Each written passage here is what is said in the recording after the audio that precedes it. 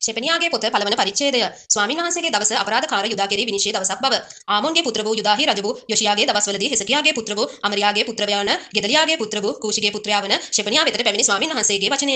මම භූමිය මතු පිටින් සියලු දේ සහ මුලින් නැති කරන්නෙමි ස්වාමීන් වහන්සේ කියනසේක. මනුෂ්‍යයන් සහ මුර්ගයන් නැති කරන්නෙමි. ආකාශයේ පක්ෂීන්ද මුහුදේ මත්ස්‍යයන්ද දුෂ්ටයන් ඇතුළුව පැකිලවන දේවල්ද නැති කරන්නෙමි. භූමිය මතු පිටින් මනුෂ්‍යයා සිඳ දමන්නෙමි ස්වාමීන් වහන්සේ කියනසේක. තවද මම යුදාටත් යෙරුසලමේ සියලු වැසියන්ටත් විරුද්ධව මාගේ අත දිගු කරන්නෙමි. බාල්ගේ ඉදිරි පංගුවද පූජකයන් සමග කපුවන්ගේ නාමද ගෙවල් මුදුනේ සිට අහසේනාවට නමස්කාර කරන්නන්ද ස්වාමීන් වහන්සේට දිවුරා මල්කාම් නමිනුත් දිවුරා නමස්කාර කරන්නන්ද ස්වාමීන් වහන්සේ වෙතින් පසුබට වූවන්ද ස්වාමීන් වහන්සේ නොසෙව්වා වූ උන්වහන්සේගෙන් විභාග නොකළා වූ අයද මේ ස්ථානයේ සිඳ දමන්නෙමි.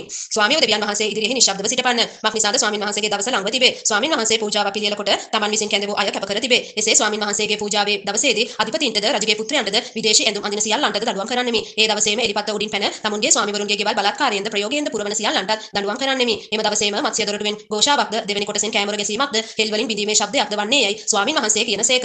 මක්තේශී වැසියනි කෑමර ගසාපල්ලා මක්නිසාද කානානී සියලු සෙනඟ නාස්ති වී ගියාය. මුදල් රැස් කරගත් සියල්ලෝ සිඳ දමනු ලැබුවෝය. ඒ කාලයේදී මම පහන් දල්වා යෙරුසලම සෝදිසි කරන්නෙමි. තවද තමුන්ගේ මණ්ඩි පිට තද වී සිටින්නා වූ ස්වාමීන් වහන්සේ යහපතවත් නපුරවත් කරන්නේ නැතයි තමුන්ගේ සිත් තුළ සිතා ගන්නා වූ මනුෂ්‍යයන්ට දඬුවම් කරන්නෙමි. ඔවුන්ගේ සම්පත් කොල්ලයක්ද ඔවුන්ගේ ගෙවල් පාළුවක්ද වන්නේය. එසේය ඔවුන් ගෙවල් ගොඩ නගන නමුත් ඒවායේ වාසය කරන්නේවත් මිදිවතු වවන නමුත් එයින් මුද්‍රික පානය බොන්නේවත් නැත. ස්වාමීන් වහන්සේගේ මහත් දවස ළඟව තිබේ. ඒක එනම් ස්වාමීන් වහන්සේගේ දවසේ ශබ්දය ළඟ ඉතා ඉක්මනට එන්නේය. එකල බලවතා තද ලෙස කෑ ගසන්නේය. ඒ දවස වනාහි උදහස් දවසක්ය. දුක්ඛිත වූ විපත්ති දවසක්ය. නාස්ති වීමේ හා සුනත් වීමේ දවසක්ය. අන්ධකාර වූ කලවර වූ දවසක්ය. වලාපටලද ගණාන්ධකාරයේද ඇති දවසක්ය. පවුරු ඇති නුවරවලටත් උස්ව කොත්වලටත් විරුද්ධව හොරණෑ පිම්බේද ഘോഷා කිරීමේද දවසක්ය.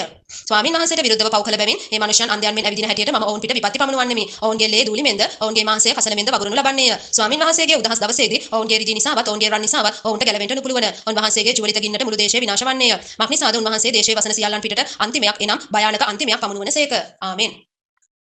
ශෙපනියාගේ පොත දෙවන පරිච්ඡේදය අන්‍ය ජාතීන් කෙරේ ස්වාමීන් වහන්සේගේ විනිශ්චය දවස පැමිණීම. එම්බා ලැජ්ජා නැති ජාතිය නියමය ඉෂ්ට වෙන්න පළමුවෙන්ද දවස බොල්මෙන් පහවී ගොස් ස්වාමීන් වහන්සේගේ බලවත් උදහස නුඹලා පිටට පැමිණෙන්න පළමුවෙන්ද ස්වාමීන් වහන්සේගේ උදහස් දවස නුඹලා පිටට පැමිණෙන්න පළමුවෙන්ද නැමී යටත් වේයල්ලා. ස්වාමීන් වහන්සේගේ විනිශ්චය ඉෂ්ට කළා වූ දේශයේ මොළොක් ගුණ ඇති සියල්ලෙනි උන්වහන්සේ සොයාපල්ලා. ධර්මිෂ්ඨකම සොයාපල්ලා. මොළොක් ගුණය සොයාපල්ලා. සමහර විට නුඹලා ස්වාමීන් වහන්සේගේ උදහස් දවසේදී සංගවනු ලබන වායත මක්නිසාද ගාසා අත්හරිනු ලබන්නේය. අෂ්කෙලොන් පාළුවක් වන්නේය. ඔහු මධ්‍යහන් වේලාවේ අෂ්ඩේත් වරුන් එළවා දමන්නෝය. එක් රොන්ද උදුරනු ලබන්නේය. මුහුදු බඩ වැසියන් වෙන කෙරෙතිය ජාතියට දුක් වේ. එම්බා පිලිස්තිවරුන්ගේ දේශය වන කානා ස්වාමීන් වහන්සේගේ වචනේ නුඹට විරුද්ධව තිබේ. වැසියෙක් නොසිටින ලෙස නුඹ විනාශ කරන්නෙමි. මුහුදු බඩ වනාහි එඬේරුන්ට පැල්ද බැටළු ගාල්ද ඇති පිට්ටනි වන්නේය. තවද මුහුදු බඩ පළාත යුදා වංශයේ ඉතිරි අයට ලැබී ඔවුන් එහි මුර්ග රැළවල් පෝෂ්‍ය කරනවා ඇත. සවස ඔහු අෂ්කෙලොන්හි ගෙවල් වල නිදා ගන්නෝය. මක්නිසාද ඔවුන්ගේ දෙවි වූ ස්වාමීන් වහන්සේ ඔවුන් දෙස බලා ඔවුන්ගේ වාල්කම පහ කරනසේක. මාගේ සෙනඟට නින්දා කළා වූ ඔවුන්ගේ සීමාවට විරුද්ධව උඩඟු වුණා වූ මෝගොග්ගේ නින්දා කිරීමත් අම්මොන් පුත්‍රයන්ගේ අපහාස වචනත් ඇසිමි. එබැවින් ඊශ්‍රායල්ගේ දෙවි වූ සේනාවල ස්වාමීන් වහන්සේ මෙසේ කියනසේක. මා ජීවත්ව සිටින බව සැබෑ වශයෙන්ම මෝගොග් සොදම මිනුත් අම්මොන් පුත්‍රයෝ ගොමොරාව මිනුත් කහඹිලියා බිමක්ද ලුණු බලවල්ද නිරන්තර පාළුවක්ද වන්නෝය. මාගේ සෙනඟගෙන් ඉතිරි අය ඔවුන්ගෙන් කොල්ල කන්නෝය. මාගේ ජාතියෙන් ඉතිරි තැනැත්තෝ ඔවුන්ගේ රට උරුම කරගන්නෝය. මේක ඔවුන්ට පැමිණෙන්නේ ඔවුන් නින්දා කර සේනාවල ස්වාමීන් වහන්සේගේ සෙනඟට විරුද්ධව උඩඟු වී පෙන්නු උදාරම්කම නිසාය. ඔවුන් කෙරෙහි ස්වාමීන් වහන්සේ බයං කරව සිටිනසේක. මක්නිසාද උන්වහන්සේ පොළවේ සියලුම දෙවිවරුන් ෂය කරනසේක. ජාතින්ගේ සියලුම ද්වීපවල වැසියෝද තම තමුන්ගේ ස්ථානවල සිට උන්වහන්සේට නමස්කාර කරන්නෝය. එම්බා කුෂ්වරුනි නුඹලාත් මාගේ කඩුවෙන් වැරුම් කන්නහුය. උන්වහන්සේ තමන් අත උතුරු දිගට විරුද්ධව දිගු කර අශුර් විනාශ කොට නිනිවේ කාන්තාරයේ මෙන් දියසීරා නැති පාළුවක් කරනවා ඇත. එහි තුල මුර්ග රැළවල් වන සියලු වර්ගවල සත්වයෝ ලගින්නෝය. කරවැල් කොකාද ඉත්තෑවාද එහි පේකඩ වල රැය පසු කරන්නෝය. ඔවුන්ගේ හඬ කවුළු වල ඇසෙන්නේය. එලිපතු වල පාළුකම ඇතිවන්නේය. මක්නිසාද උන්වහන්සේ කිහිරිලි කර්මාන්තයේ බිඳහිලා තිබේ. ප්‍රීතිමත්ව අප්‍රවේශමෙන් වාසය කරමින් තවත් කෙනෙක් නැතුව මම සිටීමේ සිත තුළ සිතා ගන්නා වූ නුවර මේය. ඒක පාළුවක්ද මුර්ගයන් ළඟින තැනක්ද වූ හැටි. ඒ ළඟින් යන සෑම දිනම කවටකම් කර අත සොලවනවා ඇත. ආමෙන්.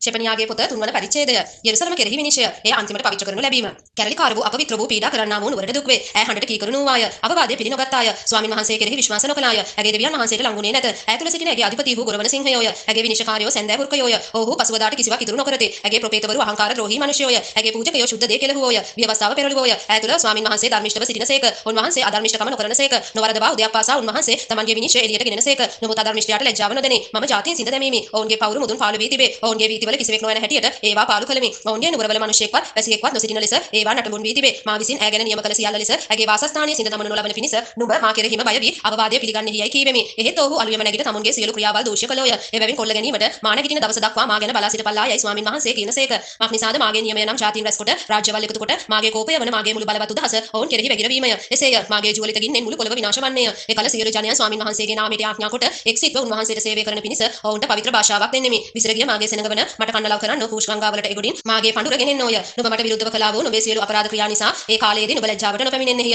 මක් නිසාද මම ඒ කල නුඹේ උඩඟු වූ ප්‍රීතිමත් වන්නන් නුඹ තුලින් පහ කරන්නෙමි. නුඹද මාගේ ශුද්ධ වූ කන්දෙහි තවත් උදාරම් නොවන්නේය. මම නුඹ තුල යටහත් වූ දිලිඳු වූ සෙනඟක් ඉතිරි කරන්නෙමි. ඔව්හු ස්වාමීන් වහන්සේගේ නාමය කෙරෙහි විශ්වාසය තබන්නෝය. ඊශ්‍රායෙල්ගේ නිතිරිය අය අයිතු කමක් නොකරන්නෝය. බොරු නොකියන්නෝය. වංචාදිවක් ඔවුන්ගේ මුඛවල සම්බන වන්නේය. මක් නිසාද ඔව්හු කිසිවෙකු විසින් බය ගන්වනු නොලැබ කෑම කා නිදා ගන්නෝය. සියොන් දියණියනි ගී කියාපන්න. ඊශ්‍රායෙල් ഘോഷා කරපන්න. යෙරුසලම් දියණියනි මුළු සිතින් සන්තෝෂ වී ප්‍රීතිමත් වයන්න. ස්වාමීන් වහන්සේ නුඹේ විනිශ්චයන් පහ කළසේක. නුඹේ සතුරන් පිටත හෙළුසේක. ඊශ්‍රායෙල් රජ වූ ස්වාමීන් වහන්සේ නුඹ තුල සිටිනසේක. නුඹ තවත් විපත්තියට බය නොවන්නේය. ඒ කාලයේදී යෙරුසලමට කියනුයේ බය නොවන්න. සියොන් නුඹේ අත් හෙලා වැටී නොතිබේවා. නුඹේ දෙවියෝ ස්වාමීන් වහන්සේ නුඹ තුල සිටිනසේක. උන්වහන්සේ ගලවන්ට බලවත් වූ තැරැන් වහන්සේය. උන්වහන්සේ සන්තෝෂයෙන් නුඹ කෙරෙහි ප්‍රීති වී තමන්ගේ ප්‍රේමයෙහි නිශ්චලව සිටිනසේක. ප්‍රීති ഘോഷාවෙන් නුඹ කෙරෙහි ප්‍රීතිමත් වනසේක. මංගල්‍ය රැස්වීම ගැන ශෝක වන්නන් රැස් කරන්නෙමි. ඔව්හු නුඹට අයිතිව සිටියෝය. එහි නින්දාව උන්ට බරක් විය. ඒ කාලයේදී නුඹට පීඩා කරන සියල්ලන්ට මම ප්‍රතිඵල දෙන්නෙමි. කොරගසාගෙන යන්නන් ගලවා පන්නා දැමුවන් රැස් කොට ඔවුන් ලැජ්ජාව වින්දා වූ සියලුම දේශවල ඔවුන් ප්‍රශංසාවක්ද නාමයක්ද වෙන්ට සලස්වන්නෙමි. මා විසින් නුඹලා රැස් කරන ඒ කාලයෙහිම නුඹලා ඇතුළට ගෙනෙන්නෙමි. මක් නිසාද මම නුඹලාගේ හැස් සමුයෙහි නුඹලාගේ වාල්කම පහ කරන විට පොළවේ සියලු ජනයන් අතරෙහි නුඹලා නාමයක්ද ප්‍රශංසාවක්ද කරන්නෙමි. ස්වාමින් වහන්සේ කියනසේක.